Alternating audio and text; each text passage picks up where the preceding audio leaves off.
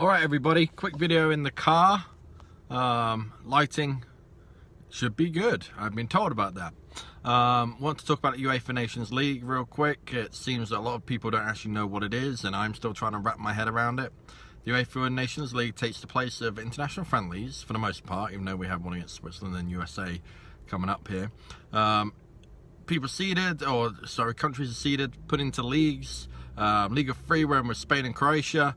You can get relegated and you can get promoted. You see Wales and Scotland are in the same group. No, Wales and Ireland are in the same group.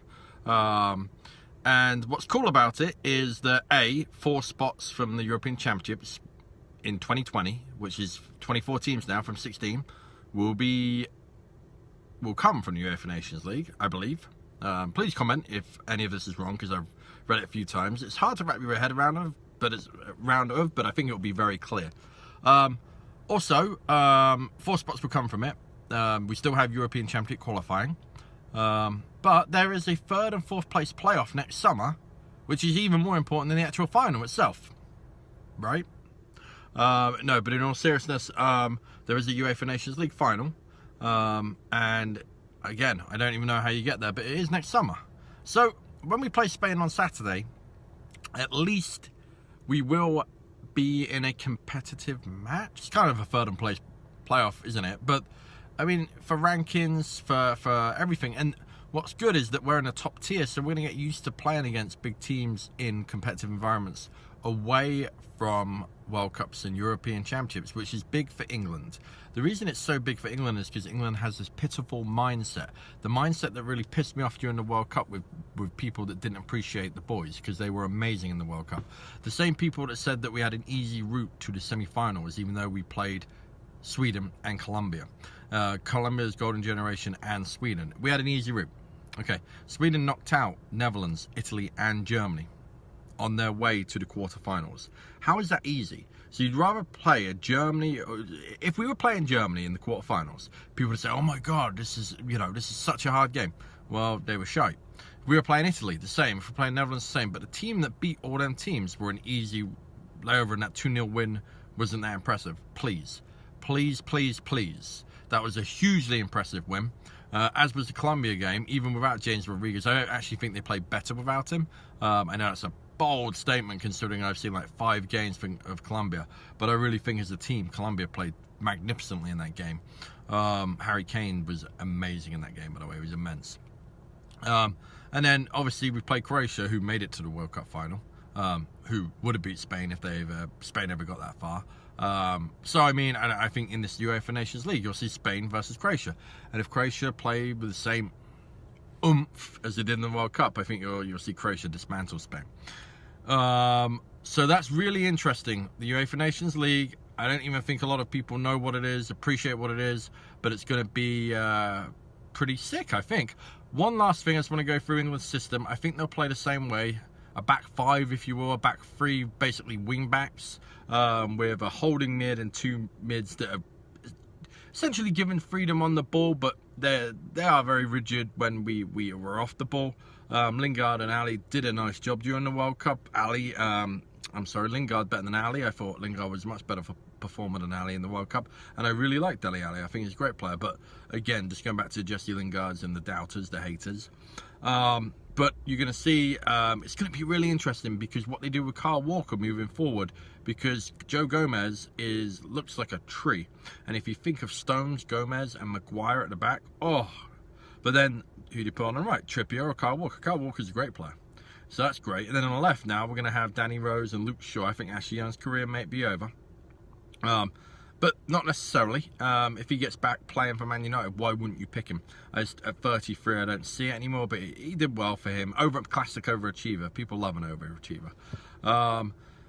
It'd be really interesting to see the Team England pick, how he makes substitutions, given that it is a competitive game. And if someone could comment below what the substitution rule is in the UEFA Nations League. Because if it's supposed to be competitive, I doubt they're allowing you to select, sub the whole team at half-time. So that would be nice as well.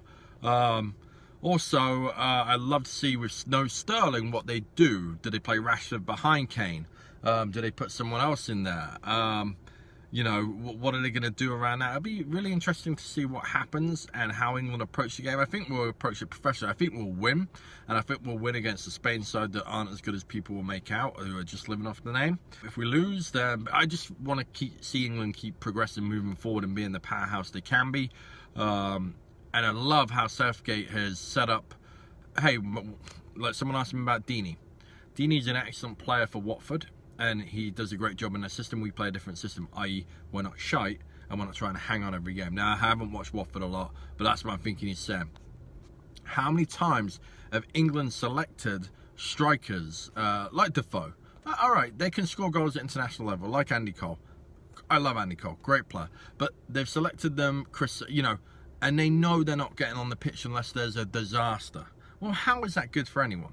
All right, you may as well put someone that can learn. So I love the philosophy of, oh, we'll have a look at a few under 21s because they might qualify, and then we've got the 18s, 19s training or whatever he said this week, so they can join the first team training. That's a lot better than putting in some Troy Deeney, or what's the bloke that used to play for Southampton and played for Liverpool and couldn't make the grade. But you know what I mean, them types of players, putting them in. Even Vardy, you could argue that. But don't get me wrong, UEFA Nation League international friendly is different to a World Cup.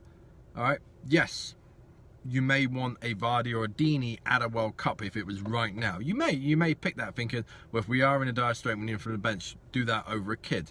But why do that when you know long term that's not a plan? And people may say, hold on, you got to work together. Well, yeah, you got to work together, but Deeney's not going to be in the squad, is he? Let's be honest with you. He's not a long-term solution for England. So I love it. I love the squad. I love Gareth Southgate. I like the system. I get more and more concerned about the service to Harry Kane when I think about the system, though, because I think that lacked later on in the tournament, because it's playing every 3-4 games is tough, and getting the outside wingers up that high consistently is really hard for anyone, especially when you've got an aging Ashley Young and Trippier in his first World Cup there. Now, they did a sensational job, but really you would have wanted more from Ashley Young going forward. Let's be honest. He had a great tournament, but you would have. Trippier's crossing was fantastic. Did he get in the positions at times? Maybe not. And then obviously Ali and Lingard did great with interchange, but that may be one that, well, that is a weakness to that system, obviously, is we don't have wingers. So you're asking that wing back to do 2 jobs, which is a hard ask for anyone. Now, obviously, there's fluidity going forward. There's that interchange to the back 3. Looks great having them there, but you're asking a lot. So really, I'd love to see if Rashford does play up top with Kane or play behind him. I'd love to see Rashford getting into the wings a little bit more. And I think that could be a great way to do it. He's got a lovely pass ball, lovely crosser of the ball. Ideally, you want him in the box, yeah, because he's a great finisher, but you've got Harry Kane there, and he can interchange with the wing backs then. Tell me what you think.